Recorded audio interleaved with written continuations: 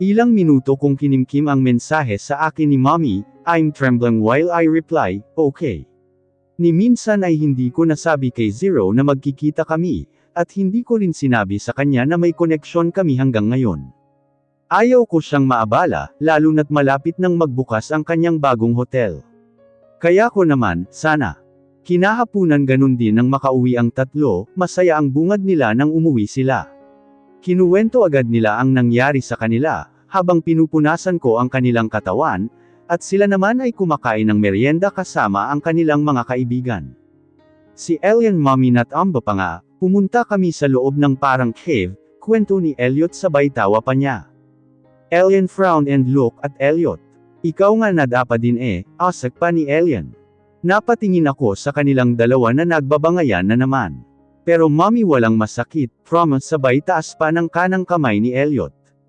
Muli nilang tinuloy ang kanilang pagkain ng sandwich, habang nagkukwento sa mga kaibigan nila. Tawa nila ang bomb-a-lot dito sa loob ng mansyon ng mga Buena Vista, walang katao-tao dito kundi kami-kami lang. Halos lahat busy sa kani-kanilang mga trabaho. Matapos kumain ay nagpaalam na ang mga kalaro ng tatlo, na uuwi na sa kani-kanilang bahay. Hapon na kasi at malapit ng dumilim, at baka ano pa ang mangyari sa kanila. Mommy, thank you, Elliot said and hugged me. Binigyan ko sila ng halik, bago kami pumunta sa kwarto nila para makapag-ayos. They took a half bath, hindi na sila nagpatulong sa akin, at sila na lang daw dahil kaya na nila. Sila na rin ang nagsuot ng kanilang damit pagkatapos mag-half bath. Buong hapon ay nasa loob lang kami ng silid ng tatlo. Nagkwentuhan kami habang hinihintay ang mga tao dito na dumating. Hanggang sa napunta ang kwentuhan tungkol sa amin ng kanilang daddy. Paano po kayo nagkakilala Mommy? Cory usong tanong ni Elliot. We met because of your Tito Erwan. Simple kong sagot. You and Daddy were classmates or schoolmates? Tanong ulit ni Elliot.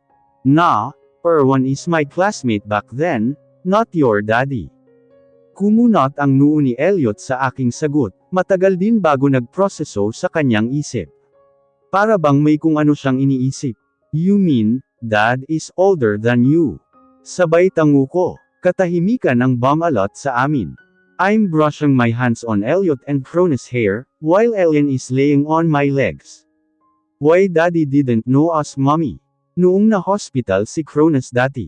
I saw him shocked when he saw us. Parang hindi siya sigurado kung anak niya kami or hindi, I shocked too because of Elian question. I bit my lips before saying, I didn't tell your daddy that I'm pregnant. I ran away from him. Doon niya na lang nalaman noong na-hospital si Cronus. Kinakabahang sagot ko. Why did you run? Tanong niya ulit. Napapikit ako. Something bad happened Elian, tipid kong sagot. Ayaw kong magsinungaling sa kanila, pero ayaw ko rin malaman nila kung ano ang totoong dahilan. Matagal na iyon at napatawad ko na ang daddy nila, at alam kong hindi na ulit iyon gagawin ni Zero really do changed and I saw that every day.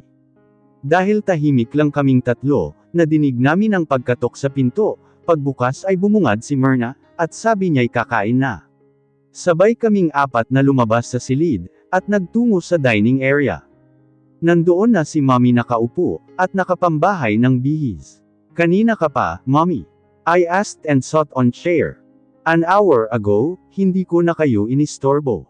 Masinsinan kayong nagkukwentuhan ng tatlo I don't want to ruin.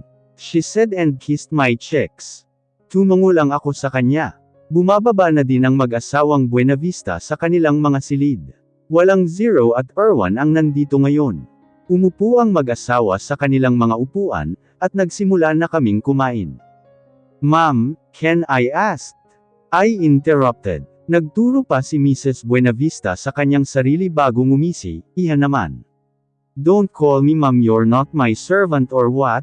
Just call me Mommy, only Mommy. Diniinan niya ang huling sinabi. Hiya akong ngumiti. Sorry po, magtatanong lang sana ako, kung bakit wala pa po si Erwan at Zero, I said shyly. Oh, hindi ba siya tumawag sa'yo o nag-text man lang? Hindi kami nagkita kanina, si Erwan lang nakita ko may pupuntahan ata siya, kaya hindi siya makakasama sa hapunan. Pero si Zero, wala. You should check your phone, iha. Parang gusto kong saktan ang sarili ko. Oo nga pala, hindi ko na natignan ang phone ko dahil busy ako sa tatlo. Hindi ko rin namalayan na kakain na kami.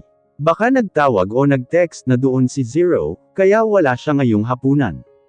Okay po mommy, atal kong sabi sa hiya. Hindi pa rin ako komportable, pero sasanayin ko ang aking sarili. Nagsimula na kaming kumain, sina mommy at ang dalawang Buena Vista naman, ay nag-uusap naman tungkol sa business. Natapos ang pagkain namin, agad akong nagtungo sa silid namin ni Zero, at ang tatlo naman ay sa kanilang silid din. I checked my phone, but I didn't saw any text or call from Zero. Is he that busy? Baka may ginawa lang jam. I said to myself and blew a heavy sigh. Nilapag ko ang aking phone pabalik sa table, and I took a half bath para makaready na sa pagtulog. I wore my pajama before going out in our room, at pumunta sa tatlo. I knocked before entering, nakita ko ang tatlo na nag-share pa rin sila sa iisang iPod, kahit may tig-iisa na sa kanila. Hindi pa kayo inaantok? I asked them and sat beside Alien. This is the last episode mommy, patatapusin na lang namin bago matulog. Alien answered my question. Katahimikan ang nanaig samin, ang movie lang na pinapanood nila ang naglilikha ng tunog. Dahil wala akong nagawa, nakisali na rin ako sa pinapanood nila, kahit hindi ko alam kung ano ang flow ng storya, ay hinintay namin yung matapos. Nang matapos dinig ko ang paghikab ni Cronus. I'm sleepy, he said. Inaayos ko ang higaan nila, bago sila tatlong nakahiga ng maayos. Hinalikan ko sila isa-isa sa kanilang mga noo. Hinumutan ko rin sila, pero bago pa ako tuluyang nakalabas, ay nadinig ko ang tanong ni Alien. Wala pa si Daddy? Tanong niya. I think he's busy. Di ba may pinapatayo siyang hotels? Ani ko na kinatango ni Alien. Lumabas na ako ng silid nila, at nagtungo sa aming silid ni Zero. Wala pa ring Zero ang naroon, napahikab na rin ako at humiga sa kama, ipinikit ko ang aking mata, at tuluyan ng natulog. Nagising ako dahil naramdaman ko ang paglubog ng higaan namin. I slowly opened my eyes, and I saw Zero who is now wearing his pajama. Nagtama ang paningin namin, agad niya akong niyakap, at dinampyan ng halik ang aking labi. Sorry, ang dami kong inis-ikaso sa kumpanya. Tumango lang ako sa kanya, bumalik sa aking pagtulog. Bukas ay magkikita pa kami ni Mommy, kahit ganun ang pakikipagtungo niya sa akin, ramdam ko pa rin ang pagkasabik kung makita siya. The next day, maaga ulit umalis si Zero kasama si Erwan. Pagkaalis ng mga tao sa bahay, ako naman ang naghanda para sa pagkikita namin ni Mommy. Itinago ko rin kay Zero ang lahat ng ito, hindi ko sinabi sa kanya na kikitain ko si Mommy. This is the only way to finally meet my real parents. Alam kong napakadelikado, pero desidido na ako sa aking desisyon. I'm ready, reply na lang sa text ko ang hinihintay. I bit my lips when I feel my phone vibrated. From, Mommy. Nandito na kami sa West Resto. AQ for me para makalabas na ng bahay, ngunit hindi pa ako tuluyan nakalabas ay hinarang ako ng isang guard. Mrs. Buenavista, hindi po kayo pwede lumabas, sabi ni Sir. Tumaas ang kilay ko sa kanyang sinabi na Mrs. Buenavista. Tiningnan ko ang guard. May bibilhin lang ako sa labas. May surprise kasi ako kay Zero mamaya. Hindi matutuloy yun kung sasabihin mo sa kanya ito. Kaya please payagan niyo na po ako, mabilis lang naman sabi ko sa guard. Mukhang madadala naman itong guard na ito, dahil tumango siya. Siya na rin ang kumuha ng sasakyan, at siya rin nagmaneho nito. Sumakay ako at sinabi ko sa kanya, kung saang mall kami papunta. Kabog sa dibdib, at parang hindi ko maintindihan ang aking nararamdaman, nang makapasok ako sa mall, na kung saan nandoon ang sinabing resto ni Mommy. Ang guard naman ay sunod lang ng sunod sa akin, at hindi ako pinapansin. Can you wait here? Ani ko sa kanya nang mapunta kami sa department area. Hindi ko siya pwedeng isama sa pupuntahan ko. Kahit na pumayag siya sa gusto ko, alam ko na sasabihin niya pa rin kay Zero na lumabas ako. Ma'am, sasama po ako sa inyo kahit saan, aniya sakin. Gusto kong umirap pero hindi ko magawa. Umiisip muna ako ng alibay at nagtingin-tingin sa loob ng department store, hanggang sa nakaisip na ako. Mukhang gagana na ito. I want to buy lingerie, and that is located in the second floor. I'm shy kung naroon ka, habang nagpipili ako, kaya pwedeng hintayin mo na lang ako. Kita ko ang pagkunot ng kanyang noo. Ano ka ngayon? Hanggang sa lingerie sasamahan mo pa ako. Mahiya ka naman. Bakas sa mukha niya ang pagdadalawang isip. Mabilis lang po kayo ma'am ha, baka po kasi ako ang masisante ni sir, kapag po napahamak kayo. Ngumiti naman ako sa aking isip, dahil sa sinabi niya, akala ko hindi parent siya papayag eh. Nagpaalam naman ako sa kanya, at nagtungo sa ikalawang palapag. Sunod ay sinilip ko siya at nakatingin lang siya sa malayo. Sa pangalawang palapag din ako lumabas ng department store, at nagtungo sa West Resto. Kaba ang bumalot ulit sa aking pagkatao. This is for real. Makikita ko si mommy. Paano kung nandito rin ang totoo kong mga magulang? I'm gonna show my real mom and dad. Pumasok na ako sa resto, walang masyadong tao, kaya nakita ko agad si Mommy Loridel. It's been years since we saw each other, pero hindi ko pa rin makakalimutan ang mukha ng nag-aruga sa aking ng mahabang panahon.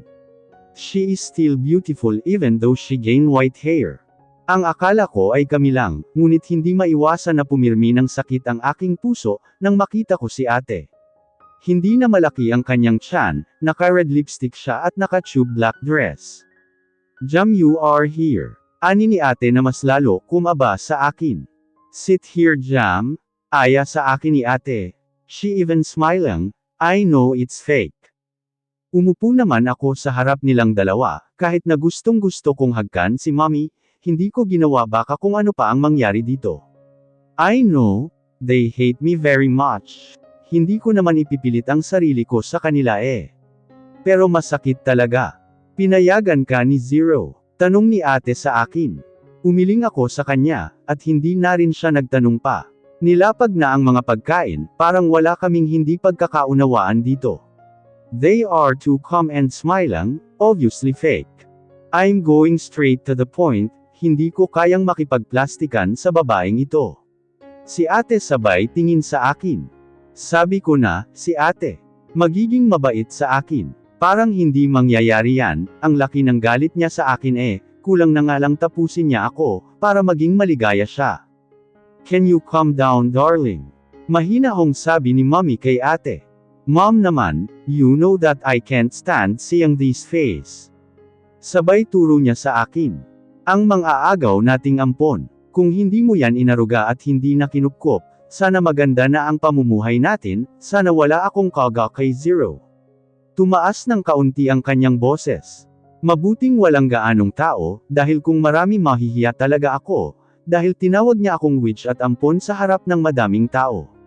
Hindi ako palaaway na tao, hindi rin ako masama, bakit ang unfair naman, na ako parati ang ginaganito. Pero hanggang kaya kong pigilan ang sarili ko, pipigilan ko. Hindi ako papatol sa kanila. You know Jam, dapat kasi hindi ka na lang bumalik dito. Bakit ka pa kasi bumalik dito? Para makahutat ng pera kay Zero. Bibigyan kita ng pera, name it and I will give it to you. Right now, para makaalis ka na. I don't want to see that face again. Gigil na aniya at may inilabas sa kanyang wallet. Kinagat ko ang aking bibig, dahil sa masasakit na katagang binitawan niya. Ate, hindi ko kailangan ng pera ni Zero. Ang mga anak ko ang importante sa akin, gusto nilang makita ang ama nila. Pangangatwiran ko. Iyan ka na naman sa mga anak mo eh, alam kong ginagamit mo lang ang mga batang iyan, para mapalapit ka sa kay Zero. Napapikit ako, hindi ko ginagamit ang mga anak ko. Anong hindi? Kung makatarungan kang babae, hindi mo ipagpipilitan ang mga anak mo kay Zero. Mga bastardo ang mga iyan, baka nga hindi pa si Zero ang tatay ng mga anak mong bastardo, dahil Makati ka rin noong college tayo. Sigaw niya kaya napatingin ang ibang tao. I want to hide my face under the table, because of this but I can't stand na iniinsulto niya ang pagkatao ko, lalo na ang mga anak ko. Hindi ko alam kung anong pinagsasabi niya. Hindi ako kagaya mo ate na ipinipilit ang bata, kahit ilang beses nang pinagtatabuyan. Kung mayroong Makati sa atin dito, alam mo sa sarili mo na ikaw yun. Isang malakas na sampal ang lumagapak sa aking pisngi, pagkatapos kong sabihin ang mga katagang yun. Ramdam ko ang sakit, at parang naroon pa rin ang kamay ni ate. Sobrang sakit ng sampal na iyon, sunod kong naramdaman ang mainit na luha na lumabas sa aking mata. I hold my cheek, and swipe my tears. Napatingin ako kay mommy na pinagsabihan si ate na kumalma. Hindi man lang niya ako inalalayan o dinaluhan. Siyempre sino ba naman ako, ampun lang naman. Isang pagkakamali na kinupkup pa nga ako eh. Alam mo Jam, pareho kayo ng nanay mo, masyado kayong pabhida. Mga mang-aagaw, hindi kayo marunong lumugar. Tama nga si Donna, sana hindi na lang kita kinupkup. May galit sa pusong sabi ni mommy. Hindi ako mang-aagaw mommy, matagal na kami ni Zero. Hindi nyo ba talaga matanggap na ako ang mahal niya? Kaya kung magparaya sa'yo ate, kaya ko siyang iwan para sa'yo. Pero may mga anak ako na kailangan ang arugan ng isang ama. Kaya ate please lang tanggapin mo na ang katotohanan, na hindi kanya mahal. Nakita ko ang galit at gulat sa mga mata ni ate at mommy, pati ako rin ay nagulat sa mga sinabi ko. Walang hiya ka, sigaw ni ate at tinapon sa mukha ko ang iced tea, bago ako sinugod at sinabunutan. Hindi ako makagalaw sa kanyang pagsabunot sa akin. Masakit na ang ulo at pisngi ko, dahil may kasama iyong mga sampal. Hindi man lang umawat si mommy sa amin, at tinignan lang kami habang sinabunot ako ni ate. I try my best para makailag sa kanyang mga sampal sa akin, ngunit masyado siyang malakas at agresibo. Itinaas ko ang dalawa kong mga kamay para makaganti, ngunit hindi ako binigyan ni ate ng pagkakataon. Sobrang lakas niya, dahil siguro sa galit niya sa akin. Dinig ko ang sigawan ng mga tao na nandito, inawat din ng mga crew si ate na nasa taas ko. Hindi talaga matinag si ate, sabunot pa rin siya ng sabunot, hanggang sa may sumigaw na pamilyar na boses. Donna, sabay tanggal niya sa kamay ni ate sa aking buhok, na ikinadaing ko dahil sa sakit. Aw, nandito na rin ang isang mang-aagaw. Nakangising saad ni ate. Napatingin ako sa nagpatayo sa akin, at bumuhos na lang ang luha ko nang makita si Mami Lourdes. Inayos niya ang buhok ko, bago ako inilagay sa kanyang likod. Anong ginawa niyo kay Jam? Bakas ang diin sa boses ni Mami. Kita ko kung paano ngumisi si Mami Loridel. Lesson. Like what did I do to you? Dahil pareho kayong mang-aagaw. Dapat nga hindi ko nakinupkup yang anak mo ring mang-aagaw. Akalain mo yun nagpatira ako ng mga ahas sa pamamahay ko. Natigil ako sa sinabi ni Mommy, hindi sa mga masasakit niyang salita, kundi sa kanyang sinabi na anak ako ni Mommy Lourdes. Umawang ang aking bibig, at prenuseso ng maayos ang kanyang turan kanina. Napasinghap ako, at bumilis ang patak ng luha ko. What did you say? Si Mommy Lourdes. Ngumisi si Mommy Loridel, at humalukip-kap habang ang mga kilay ay nakataas. Oo anak mo yun, may pinagmanahan. Napakagat si Mommy Lourdes ng kanyang bibig bago nagsalita. Matagal mong tinago sa akin ang anak ko Lori, wala ka bang puso? Sigaw ni Mommy. Kanina pa kami gumagawa ng eksena dito sa loob ng restaurant. Ang dami na ring nagtangkang magpatigil, ngunit hindi talaga matinag dahil ang lahat ay galit sa isa't isa. Nagsilabasan na rin ang mga kumakain, at ang mga crew na lang ng restaurant ang natira. Hindi na tayo mag-best friend Lourdes, kaya huwag mo akong tawaging Lori. Kung hindi mo lang naman inagaw sa akin si Rolando, hindi tayo aabot sa ganito. Kung sinunod mo lang ang sinabi kong iwan mo siya, hindi siya mamamatay. Huwag mo sa aking isisi ang lahat ng ito Loridel, dapat nang sa iyo ay nakakulong ka, dahil ikaw ang nagpasadya na ipasagasa siya. Walang hiya ka. Akmang susugod na si Mommy Lourdes, nang hinawakan ko ang kanyang baywang. Ayaw ko nang lumaki pa ang gulong ito, ayaw ko na nang sakitan pa sa pagitan namin. Gusto ko na ng payapang buhay. Ina naman hirap na ako. Stop na mommy, mahinang sabi ko. Dinig ko ang paghalakhak ni ate. So, you know each other na. Mga ahas talaga alam ang mga kalahi nila, aniya. Well, sa bagay alam nyo rin, mag-ina pala kayo. Itong tandaan nyo, sa susunod na galawin nyo pa ang anak ko, makakatikim kayo sa akin. Aniya ng totoo kong ina, bago tiningnan si Mommy Loridel. At sayo, magkita tayo sa korte. Pagbabayaran mo lahat ng kasalanan mo sa amin ng anak ko, lalo na sa pagkamatay ng asawa ko, madiing sabi ni Mommy, bago ako hinigit at inilabas sa loob ng restaurant na iyon. Tinago ko ang aking mukha, habang hawak-hawak ni Mommy ang aking kamay. Nakayuko lang ako papalabas sa restaurant. Nakakahiya ang mga pinanggagawa namin doon sa loob ng restaurant. Nakahinga na ako ng maluwag nang makarating kami sa parking area, na kung saan naroon ang sasakyan niya. Inalalayan niya ako sa pagsakay, bago ako niyakap ng mahigpit. Hindi ko rin mapigilan na yakapin siya. Sa loob ng ilang taon na kasama ko siya, hindi ko inakala na matagal ko na palang kaharap ang aking ina. Kaya pala noong una kaming nagkita, ang gaan ng loob ko sa kanya. I'm not alone. That is my mom. Ang inang hindi ko namulatan. Ang inang nagparamdam sa akin kung gaano niya ako kamahal. Now, I realize why I am so happy with her side. I feel so good with her touch, 'cause she is my mom. My real mom. Matagal kitang hinanap, pinaglaruan ako ni Loridel. Kahit sinabi niya na patay ka na, hinanap kita ngunit hindi talaga kita mahanap, dahil pinaniwala niya ang lahat na anak ka niya. Ngayon, na alam ko na ang lahat hindi ka na mawawala pa sa piling ko. Hindi ka na niya masasaktan, hindi ka na nag-iisa anak ko, sabay hikbi naming dalawa dito sa loob ng sasakyan niya. Kaya pala unang kita ko palang sayo ang gaan na ng pakiramdam ko, mahal na mahal kita anak ko, mahal na mahal kita Jam. I hugged my mom tightly. I love you too mommy, huwag niyo po akong iwan mommy. I felt mommy kissed my cheek.